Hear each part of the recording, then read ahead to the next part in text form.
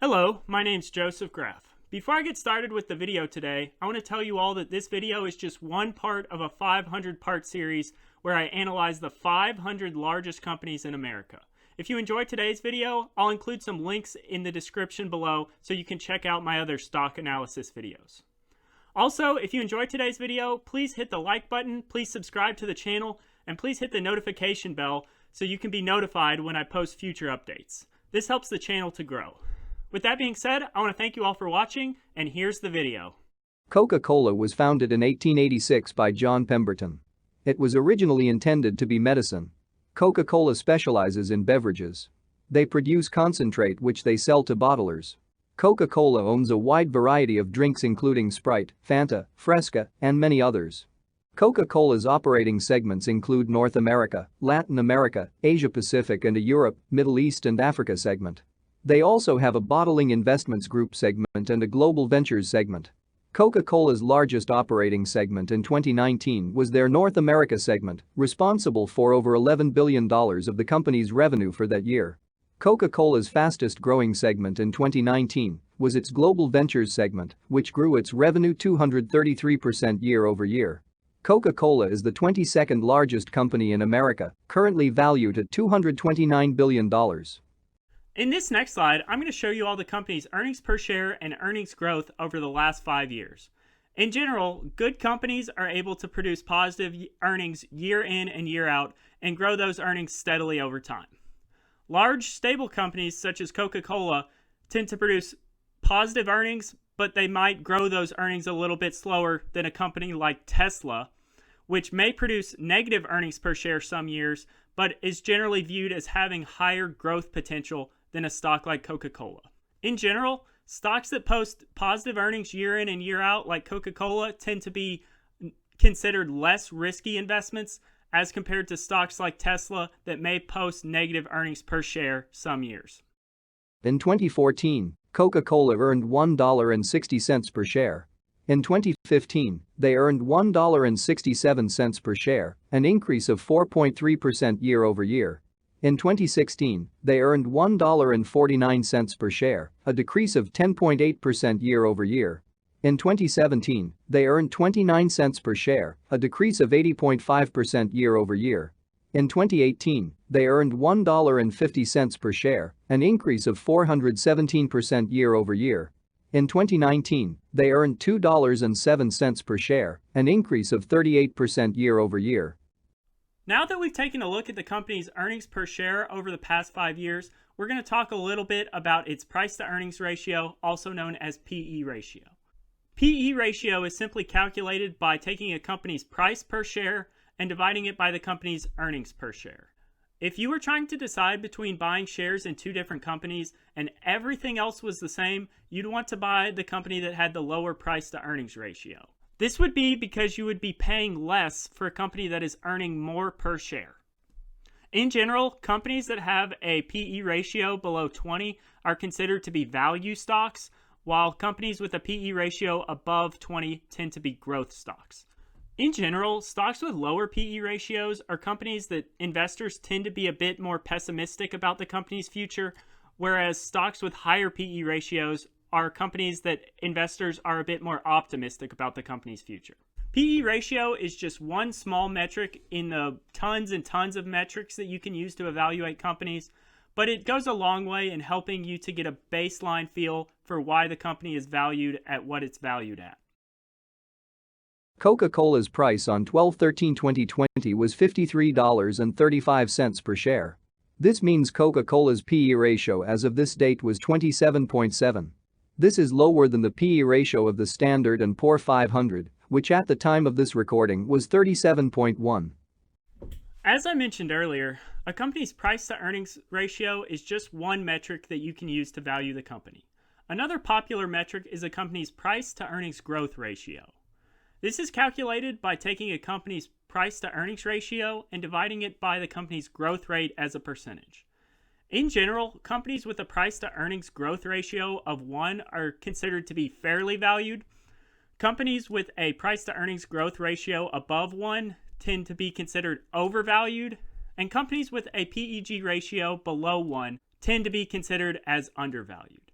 Price to earnings growth ratio is a popular metric among investors because it takes both a company's price to earnings ratio and its earnings growth into account. These two metrics are the two main metrics that drive a company's stock price and thus its valuation. Coca-Cola's price on 12/13/2020 was $53.35 per share. This means Coca-Cola's 12-month trailing price to earnings growth ratio is 6.6. Using this metric alone to value Coca-Cola, it may be a bit overvalued as this ratio is greater than 1. In this next slide, we're going to be going over the company's dividend yield, dividend growth rate, and dividend payout ratio. Dividends are popular among many investors because it's a way for investors to see a return on their investment in the form of cash payments. However, keep in mind that when companies decide to pay dividends to investors, that money that is returned to the investors is money that the company cannot use to reinvest into its own company. Dividend growth rate is the rate at which companies grow their dividends year after year. In general, investors like to see a high dividend growth rate as it means that they are receiving more and more money in dividend payments year after year. Dividend payout ratio is the percentage of a company's earnings that they pay out in the form of dividends. In general, companies with a dividend payout ratio below 70% have a good chance of being able to keep paying their dividend into the future and have some potential to grow that dividend in the future as well. Companies with a dividend payout ratio above 90% are generally seen as more risky and have a higher likelihood of cutting their dividend. Coca-Cola's annual dividend as of 12/8/2020 was $1.64 per share. This represents a dividend yield of 3.1%. Coca-Cola's most recent dividend increase was in March 2020 when they raised the dividend from 40 cents per share per quarter to 41 cents per share per quarter. In this next slide, we'll look at two more metrics that you can use to value a company. The first that we'll look at is price to book ratio. You can calculate a company's book value by simply summing up all of its assets and subtracting its liabilities or debts. You can calculate a company's book value per share by taking its book value and dividing it by the number of outstanding shares.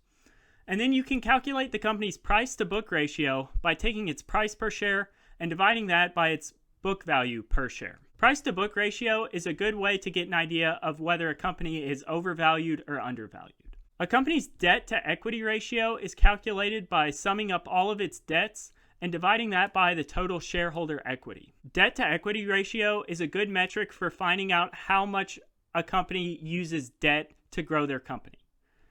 In general, companies with a lower debt to equity ratio will tend to do better during a recession. However, debt is a tool that companies can use to grow their company faster than they would if they did not have any debt. So debt is not necessarily a bad thing. Coca-Cola's book value per share as of December 2020 was $4.73. This represents a price-to-book ratio of 11.28.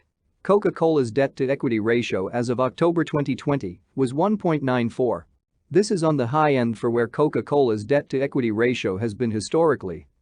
In this next slide, we'll take a look at how the company's stock price has changed over the past 3 years, 5 years, and 10 years. Keep in mind that a company's past performance does not guarantee its future performance. However, seeing that a company has done well over the past couple years is usually a good sign and can indicate that the company may continue along that path in future years. Coca-Cola's 3-year average annual return has been 9.1%. Their 5-year average annual return has been 8.5%. Their 10-year average annual return has been 9.1%. These returns assume all dividends were reinvested. In this next slide, I'm going to give you all my grades for this stock. The first grade that I will give you is what I grade this stock as a defensive investment.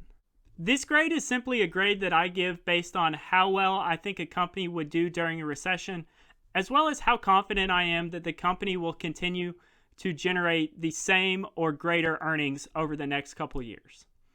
The next grade that I will give is a growth grade. This grade indicates how I feel about the company's growth potential over the next 5 to 10 years. The third grade that I will give is the company's value at its current price. I'll take a look at what the company's price is at the time I recorded this video and give you all my opinion on whether I think it is undervalued or overvalued. The last grade that I will give you is an overall grade. This is a grade that looks at this company as a long-term investment.